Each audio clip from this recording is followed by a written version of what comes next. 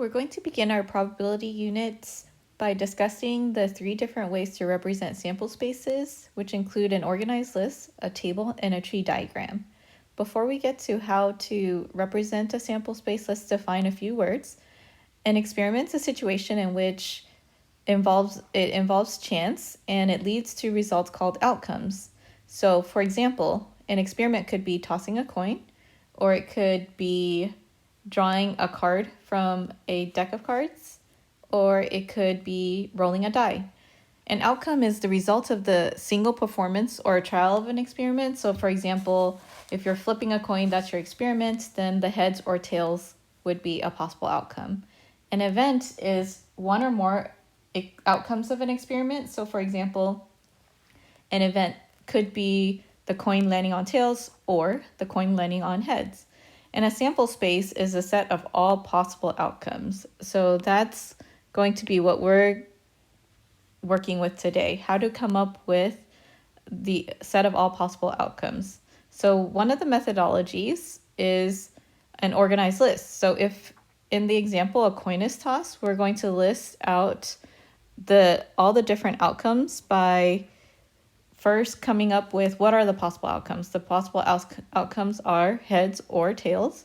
So when I list it, I'm going to list it as my first outcome is a heads on the first toss. And then on the second toss, we get heads again. So heads, heads.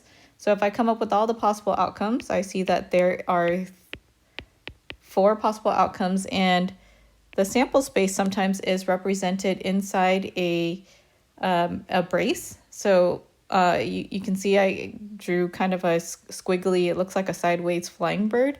And then you would list out the outcomes like head, heads, comma, tails, tails, comma, heads, tails. And then lastly, you flipped the coin, got a tails, and then a heads. Another way to represent it is through the table. And so your outcomes are listed in the columns and in the rows as, for example, heads is a possible outcome on the first toss, and then tails is a possible outcome on the first toss.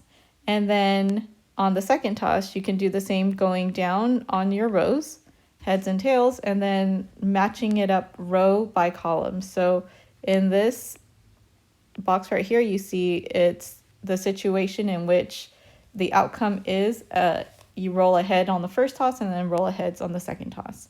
So all of these together collectively represents your sample space.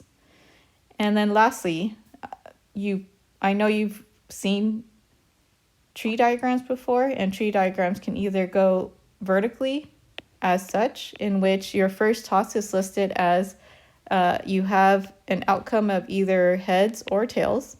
And then in the second toss, given that you tossed heads on the first one, you have 2 possible outcomes from there, that you land a heads on the second toss or you land a tails. And so the last row right here is your sample space, and together they represent all your possibilities. So we see with that situation that we ended up with 4 possible outcomes in our sample space.